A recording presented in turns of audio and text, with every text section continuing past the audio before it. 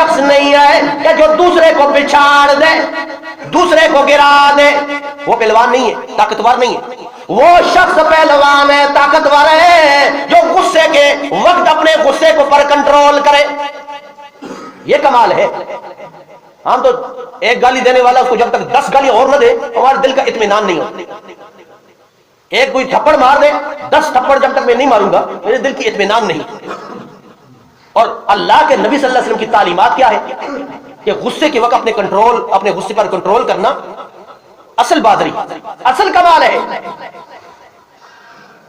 حضرت ابو درداء رضی اللہ تعالیٰ عنہ فرماتے ہیں کہ رسول اللہ صلی اللہ تعالیٰ علیہ وسلم نے فرمایا ما شیء اثقل فی میزان المؤمن یوم القیامہ من خلق حسن۔ فرمایا کل قیامت کے